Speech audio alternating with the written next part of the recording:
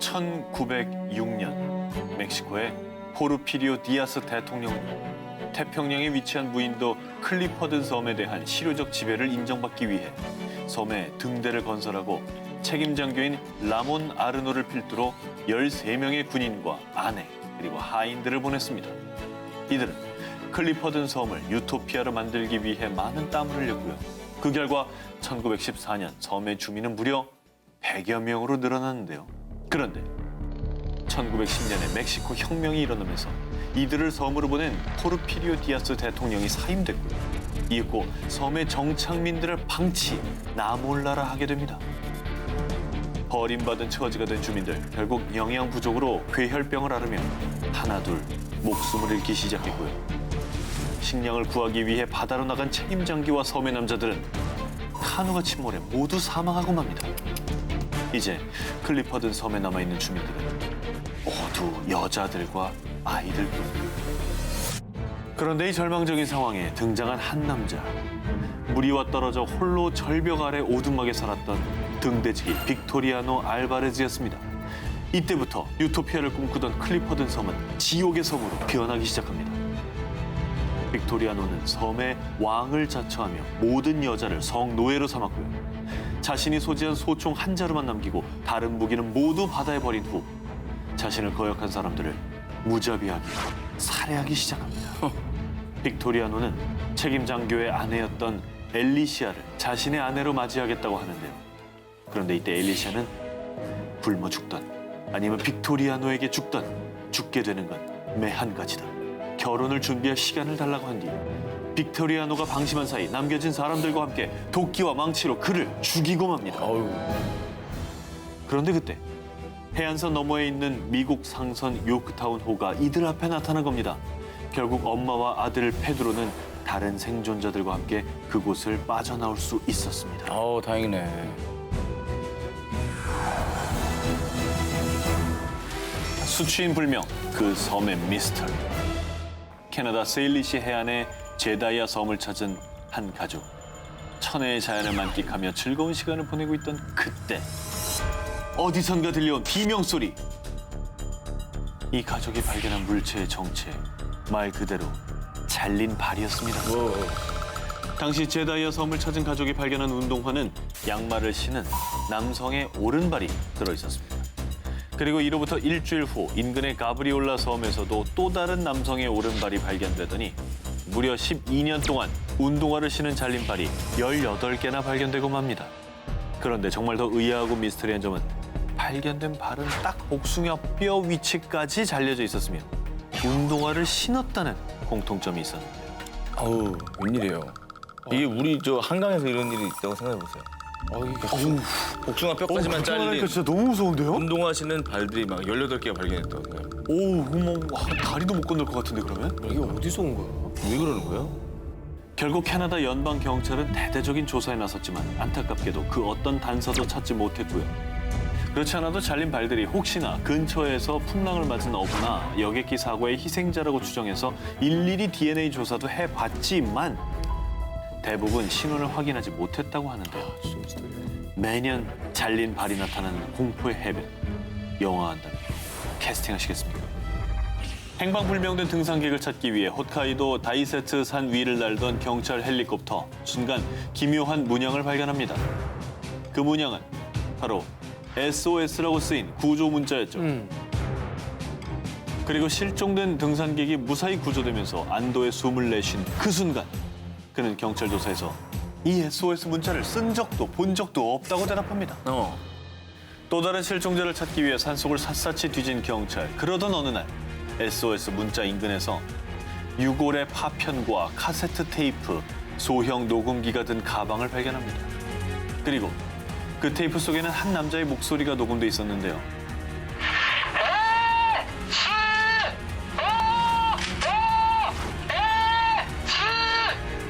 그 속에서 들려오는 건 누군가의 다급한 외침, 한 남성의 목소리였습니다. 왜 그래요? 그렇게 경찰은 유골과 유류품을 테이프 속 남자의 것으로 판단했는데요. 하지만 여기서 의외의 상황이 벌어집니다. 바로 유골의 신원이 여성이었던 거죠. 남자 아니었어? 게다가 벼랑 위에서 움직일 수 없다라는 저 다급한 외침. 하지만 SOS 문자 인근 그 어디에도 벼랑은 존재하지도 않았습니다. 그리고 당시 행방불명자를 대상으로 대대적인 수사를 펼쳤고요. 결국 두 연인의 신원을 확인해냅니다.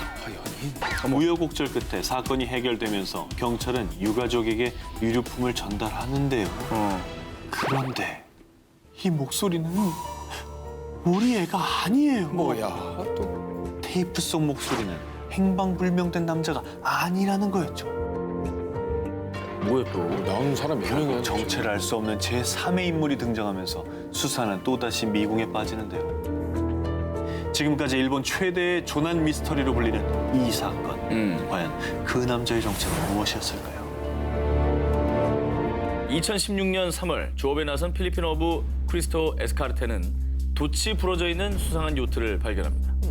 신고를 받은 경찰은 즉시 수색에 나섰는데요. 놀랍게도 배 안에선 미라 상태로 변한 한 남성의 시신이 발견됩니다. 오 정말 진짜 백골이 됐어.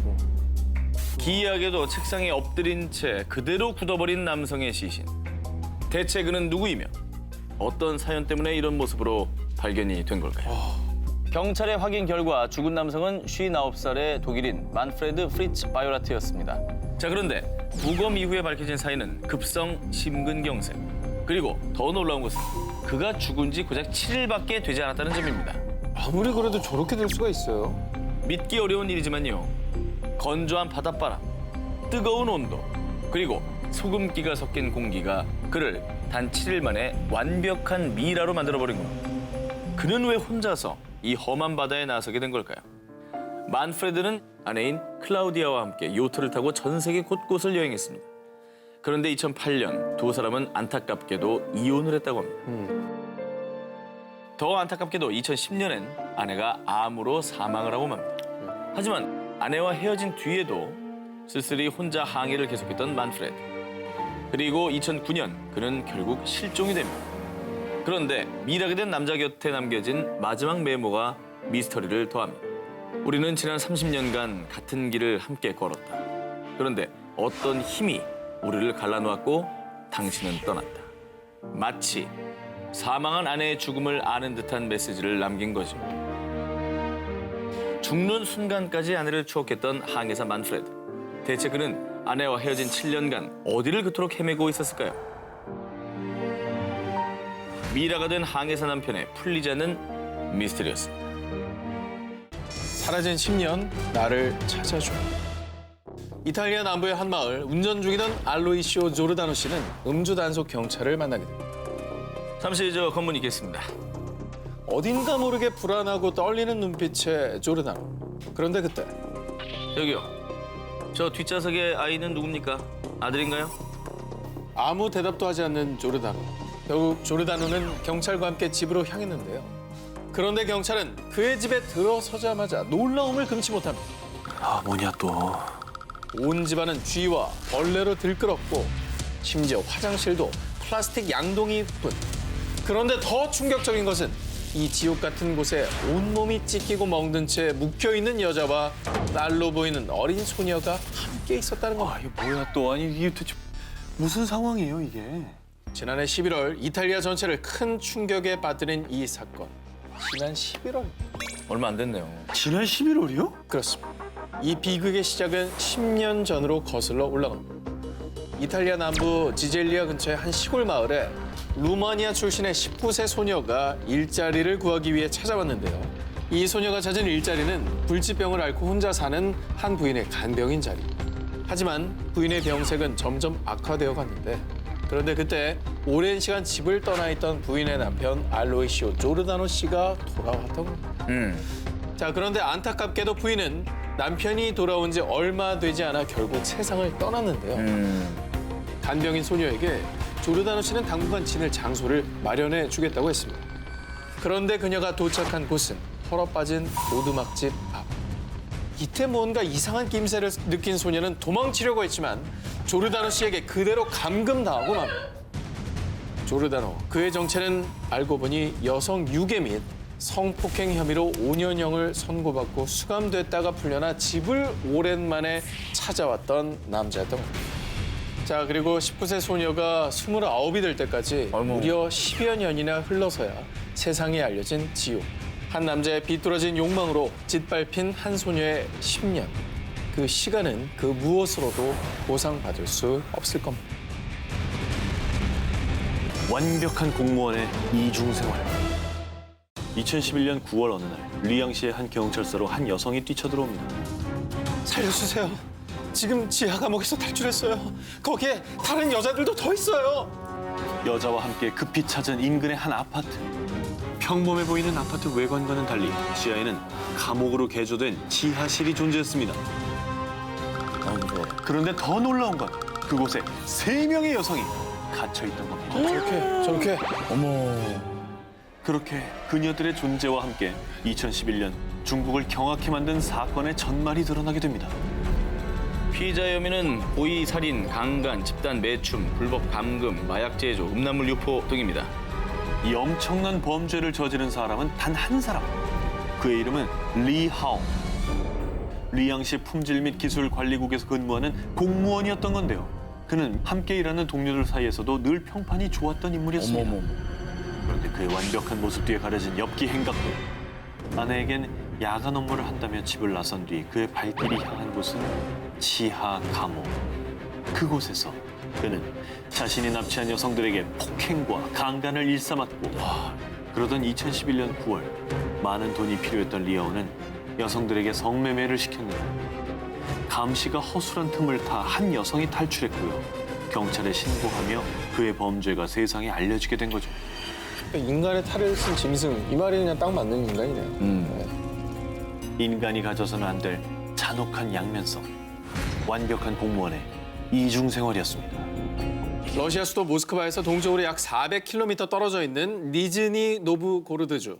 이곳에 사는 46세 아나톨린 모스크빈. 그는 무려 13개 언어를 구사하며 특히 고문헌 해석에 밝아 10권이 넘는 러시아 역사책을 집필한 저명한 학자였습니다. 훌륭한 사람인데요. 그런데 그에겐 정말 특별한 취미가 하나 있었으니 아빠가 머리 빗겨줄까? 울가, 오늘 생일이지? 우리 파티하자. 바로 여자 인형을 수집하는 일이었습니다. 자, 그런데 2011년 어느 날 아나톨린의 아파트를 우연히 방문한 부모님은 방을 가득 채운 물건을 보고 경악을 금치 못했습니다. 온 방에 가득 찬 인형들 때문인데요. 그런데 이때 밝혀진 정말로 충격적인 사실. 뭐예요? 당시 그의 집을 가득 채운 인형은 뭔데? 미라화된 여아 시체였던 겁니다. 사람 시체요? 게다가 이 시체들은 무려 29구나 발견이 됐다는 거예요. 어머, 웬일이야. 자, 낮에는 존경받는 역사학자로 또 밤만 되면 추악한 모습으로 사람들의 눈을 피해 매일 밤 동네 공동묘지를 파헤친 그는 그때마다 붕대와 약품을 이용해 미이라처럼 만든 뒤 어머머. 다시 또 여기에 드레스를 입혀서 전시해 놓았던 겁니다. 엽기다. 자, 무려 이 엽기 행각은 10년 동안 지속이 됐고요. 그가 무덤에서 꺼낸 여아 시체만 무려 159. 아니, 진짜 상상도 못했어요. 아니, 이게 부모들이 생각해요. 이게 말이 되냐고요. 나는 그 가족들이 정말 걱정돼요. 자, 러시아 전역은 물론 전 세계를 충격에 빠뜨린 이 사건. 자, 너무나도 엽기적이어서 그 누구도 선뜻 영화로 제작하지 못해왔던 게 아닐까요?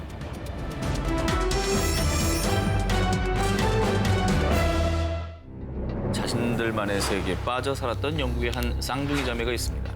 그 세계에서 빠져나오기 위해서 그들이 택한 건 죽음이었습니다. 1982년부터 주말이면 어김없이 영국의 B 정신병원을 찾았던 영국의 저널리스트 마저리 윌리스. 그녀는 8, 90년대 영국 전역을 큰 충격에 빠뜨린 쌍둥이 자매 준과 제니퍼를 인터뷰하기 위해서 병원을 종종 찾았던 건데요. 그러던 어느 날 마저리를 본 쌍둥이 동생 제니퍼는 의미심장한 말을 건넵니다. 마저리, 전 죽어야 해요. 왜냐하면 준과 저는 그렇게 약속했거든요. 제니퍼는 대체 왜 이런 말을 했던 걸까요? 1963년 베네수엘라 북동쪽 카리브해에 위치한 작은 섬나라 바베이도스 출신 오브리와 글로리아는 눈에 넣어도 아프지 않은 일란성 쌍둥이 준과 제니퍼를 품에 안게 됩니다. 그리고 행복한 삶을 꿈꾸며 영국의 남서부에 위치한 웨일스로 이사하게 되죠. 하지만 사랑만 받으며 자라도 모자랄 유년 시절, 준과 제니퍼는 주민들의 차가운 멸시와 조롱을 받으며 자라게 됩니다. 결국 쌍둥이 자매는 마음의 문과 말문까지도 닫아버리고 맙니다. 그런데 정말 미스테리한 일은 준과 제니퍼가 나누는 대화는 부모님을 포함한 그 누구도 알아들을 수가 없었다는 점입니다. 아니 뭘 무슨 말로 하길래 서로 다른 사람 알아들을 수가 없는. 그들만의 뭐 언어를 개발한 건가? 오늘 개발하는 게 얼마나 어려운 일인데. 정확히 밝혀진 건 아니지만 몸짓과 함께 영어를 상당히 빠르게 스타카토식으로 구사했다는 것이죠.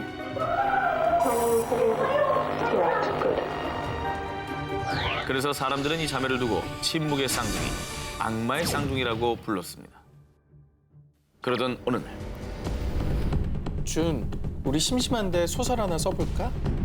목표 없는 삶을 살아가던 자매는 함께 글을 써보기로 합니다. 장르는 범죄 스릴러물. 그런데 문제는 이야기로만 그친 게 아니라 실제 범행으로까지 이어졌다는 것이죠. 1981년 절도와 함께 건물 3곳의 방화를 저지른 준과 제니퍼는 1982년 18살의 나이로 법정에 선 뒤 정신병원에 갇히게 됩니다. 그런데 이 정신병원에서 믿을 수 없는 일이 발생합니다. 그 결과는 다음 주에 공개합니다. 아니 이렇게 쉬워 보여요? 예, 아니 저 이렇게 하기엔 예고가 너무 긴 거 아닙니까? 기사 지금 4개 읽은 사람인데 오늘도 너무 체력이 왜 이렇게 빠져요? 힘들어가지고요. 예. 그 정도로 궁금해 죽겠어요. 귀가 궁금하죠. 네. 그 정도로 궁금하죠. 그러니까. 말씀드리겠습니다. 각자 독방을 쓰던 제니퍼와 준은 매번 서로 입이라도 맞춘 듯 한 명은 굶고 한 명은 과식하고요. 어떻게 하지? 똑같이 괴상한 자세로 앉아있기까지 한 건데요.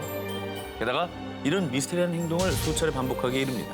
와, 아니 어떻게 그렇게 같이 똑같은 행동을 할 수가 있는 거죠? 다 서로 다른 방에 있고. 그러니까 미스테리하다는 것이죠. 그리고 29살이 되던 1993년 3월 준과 제니퍼는 시설을 옮기게 됩니다. 그런데 차를 타고 이동하던 중 동생 제니퍼가 갑자기 의식을 잃고 쓰러졌고요. 안타깝게도 심장 발작으로 사망하고 맙니다. 그런데 아까 자매가 기자에게 했던 말 혹시 기억하시나요? 네. 마저리, 전 죽어야 해요. 왜냐하면 준과 저는 그렇게 약속했거든요. 준과 제니퍼 둘 중에 한 사람은 죽어야 한다는 약속. 그런데 정말 동생 제니퍼의 죽음이 예정돼 있었던 걸까요? 당시 언니 준은 동생의 죽음에 그 어떤 애도의 표현도 하지 않았습니다. 더 놀라운 점은 난 해방된 거야. 제니퍼가 나를 위해 삶을 포기했어. 라고 일기장에 기록을 남겼다고 합니다. 무슨 소리예요 도대체? 아니 그럼 그 자살이란 말이에요 그게? 아니지, 뭔가 이게 둘이 나눠져 있던 거 하나로 약간 합친 기분은 안 들어요.